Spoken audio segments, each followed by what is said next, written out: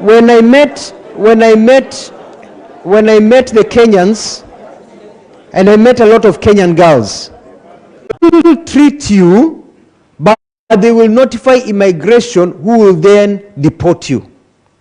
So some of the Kenyans who don't want to get deported don't go to hospital. Ndio unaona picha wasichana wetu. Ile shida ingine ni wasichana wetu wanapotezwa. Wanaambiwa wewe wacha na hii kazi, you are making 50,000 shillings a month, nitakuonyesha mtu hapa 1 2 3 shot mbili utameka 200,000.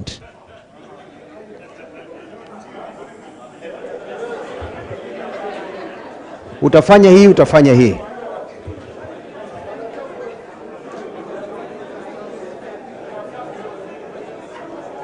When I met the Kenyans, and I met a lot of Kenyan girls. I met a lot of Kenyan girls, and they are very sick, and they are hurting, and they have children who you can tell are not really watoto wa watu wetu. And they told me they wish their government had told them before what to do and what not to do. They will not fall into those traps. But the people who are actually getting them into those traps are fellow Kenyans. They are not foreigners who are doing it. So when Our Excellency the President says the main problem we are facing in these countries ni sisi wa Kenya wenyewe, ni hivyo hivyo. I went to one of those nations, nikafika hapo nikaambiwa kuna Mkenya amefariki. I got very angry. A Kenyan amefariki? What happened to the Kenyan? I went fuming to the authorities. Nikakuta alikuwa anakunywa pombe ya changaa imepikwa na Wakenya wenzao in an Arab country that is illegal. So a lot of things had fallen through the cracks over the years that we as a government now are trying to correct, beginning with here at home and also overseas. But I can assure you that within the next 2 years, all these challenges we are facing will be no more, and we'll be able to protect the life and interest of each and every particular Kenyan. We'll be launching our website very soon, and we'll be announcing some of the measures that we are doing. We'll be placing in the website job links so that you can also see and tell your people how to get jobs. But we'll also be giving travel warnings, because we've had Kenyans who have been kidnapped. We still have Kenyans who are being held in different parts of the world. And we'll be able to tell you, don't go to this country, or if you go to this country, don't go to this region. Hata kama pesa namna gani, you are in danger, and all that. So in conclusion is to say that thank you very much for the questions that we received, and that when it comes to issues of global peace and connectivity, we as a country are now aligned to place Kenya into that anchor place, so that the rest of the world knows that when you come to Kenya, everything succeeds. But peace goes hand in hand, and respect goes hand in hand with economic development. And that's where we come in. Asante. I don't think there is any time for Q&A, unless with the permission of Deputy President.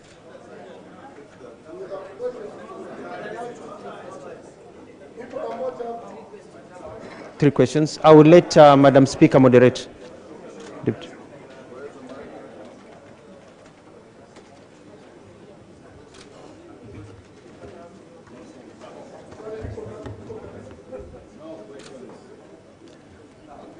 Microphones.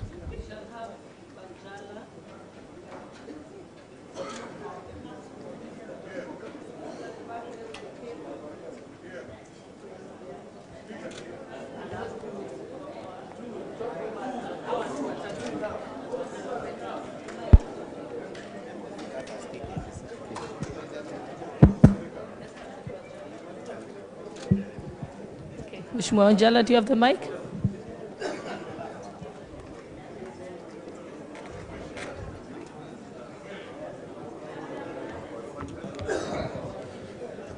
Thank you, Your Excellency. Welcome, welcome, and I also want to congratulate you for having become a Deputy President, because I predicted it. But you have never invited me in your office to have a cup of tea.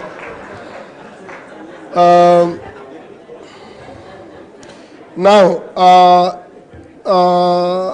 Your Excellency Governor, now Minister, you have told us you have not been having a desk, you have not set up a team to negotiate for our people who go out there for employment.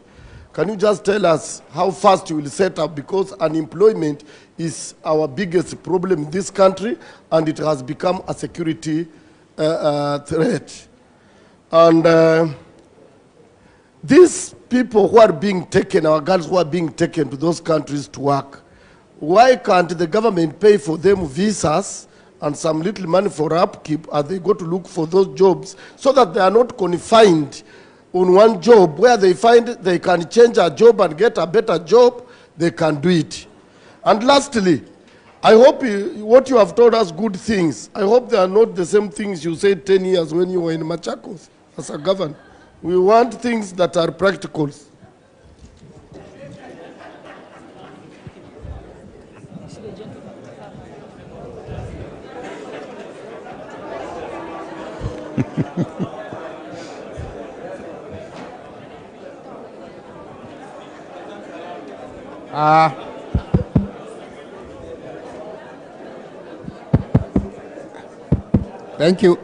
Thank you Waziri.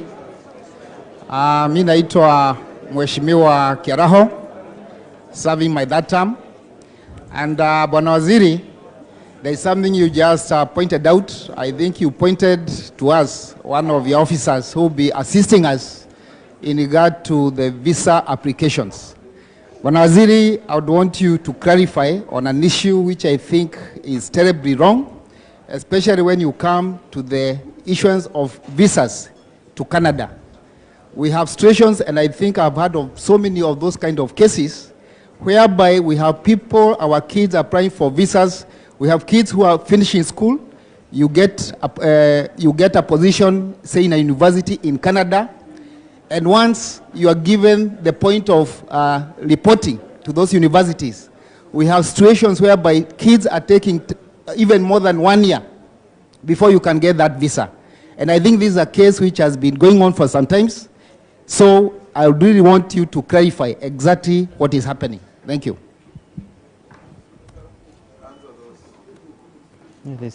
We have the last one.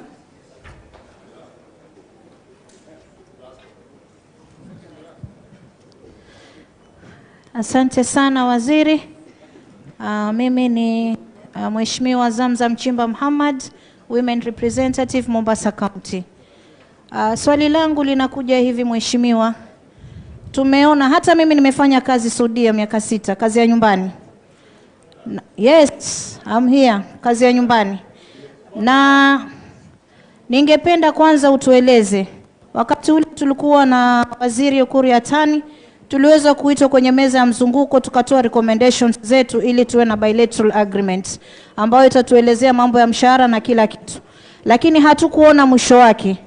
Leo hii Indonesia ambao wengi hawajasoma wakiingia kufanya kazi wanalipwa pengine riali 2,000 na Mkenya analipwa 900 ama 1,000. Kwa nini iwe ni tuna tofauti ya mshahara wakati kazi ni sawa? Na ndio maana unaona wasichana wetu wanakimbia nyumbani wakienda kule nje kule ambako wanalipwa pesa nzuri. Umechukua hatua gani kuhakikisha kuwa Wakenya wanaongezwa mshahara? La pili, tuko na training centers ziko hapa Kenya. Lakini yale mafunzo yanayotolewa pale yatoshelezi yule anayekwenda kufanya kule kazi. Ningekuomba kama ungeweza kuweka sheria kila ofisi ambayo watu wanatolewa kusafiri nje kuwa na mtu mmoja ambaye anazungumza Kiarabu. Manake kule hata ukafanya nini, hata kama anajua English kidogo ataongea tu kwa Kiarabu. Kwa hiyo ningeomba mtu mmoja wa ofisini wa kuzungumza Kiarabu. Na jambo lingine pale pia training center wao wanafunzwa lugha na wanafunzwa hasa practically zile na machine zile ambazo ziko kule. Manake ukienda kule utapata culture shock, utapata religion shock na utapata na mpaka ile climate. Kwa hiyo inawatatiza sana, waweze kuelezewa. Halafu la mwisho ningeomba uongee na serikali ya Saudi Arabia wale wanaonyanyasa watoto wetu wachukuliwe hatua, na wale ambao wamekimbia kwenda kufanya kazi nje bila kibali, wote wasiajiriwa waweze kuregeshwa nyumbani, ndio tupate clear, tujue huyu yuko pale na tuweza kumpata vizuri. Asante sana na karibu Mombasa. Shukran. Okay, Honorable CS. Thank you. Deputies, Excellency Deputy President, Mheshimiwa Speaker. Mheshimiwa Njala, I think what you are doing is that we are doing country-to-country negotiation. What is happening is that each country allocates slots. When we went to South Korea, we found that they are allocating 100,000 jobs to foreigners. And Kenya is huko number 17. So tukifikiwa, tunapata kazi pengine 100 peke yake ama 200. So we are negotiating so that our ranking can come higher, but that is done country to country. That is why we have you here as holding these bilateral meetings, all these visitations to negotiate for Kenyans' ranking to come up higher. So that's what we're doing, country to country. It is not wide. The other thing is about, you asked about being take care procedures, not confined. And I'll combine it with this question of visas that was asked by Mheshimiwa Ramo about the issues of visas.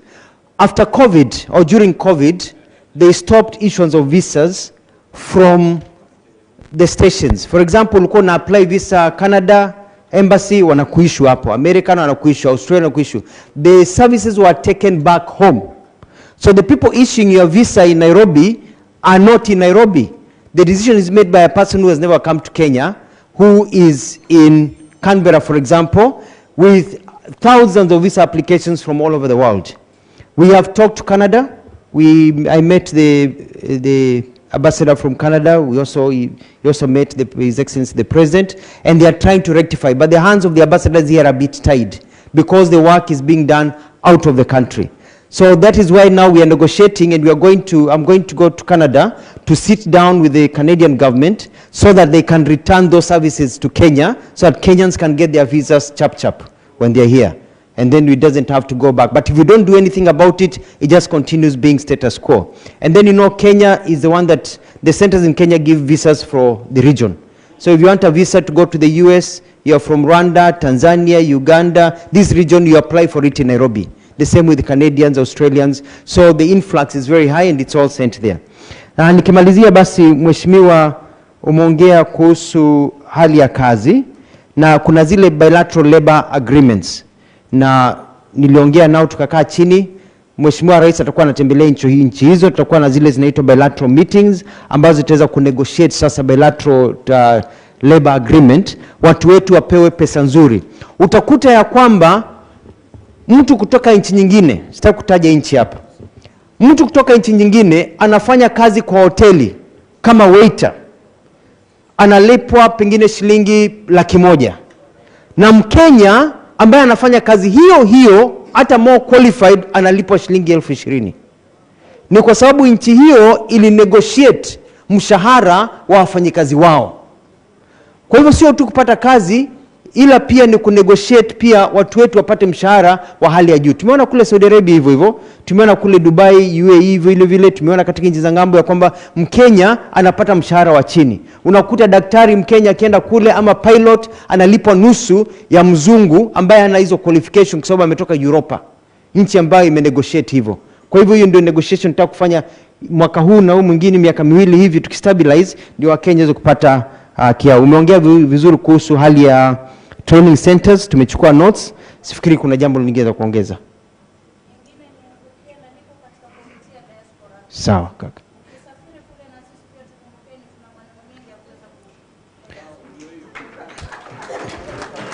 Nilikuwa nimekaa chini over lunch time na chair wa diaspora na tukakubaliana ya kwamba tukipata idhini na ruhusa kutoka kwa speaker ni kwamba wakati mimi nasafiri kwenda nchi hizi kuongea kuhusu mambo ya diaspora nyingi, hata turuhusu pia tuandamane na viongozi kadhaa wa kutoka bunge, haswa kwa hivi committee ambazo ni relevant to the issues that we are discussing. Tuwa vizuri kwa sababu utakuwa hapo ukija kubadilisha sheria, ukija kufanya kazi ni kitu ambacho uko nacho hands-on. Na ni jambo ambalo tumeanza tayari, tumeshaongea na Mheshimiwa Speaker about how to do those modalities based on ability for us to be able to keep the costs down.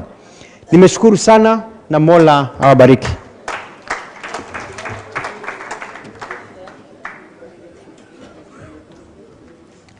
Thank you very much, Dr. Alfred Mutua, for that incisive presentation.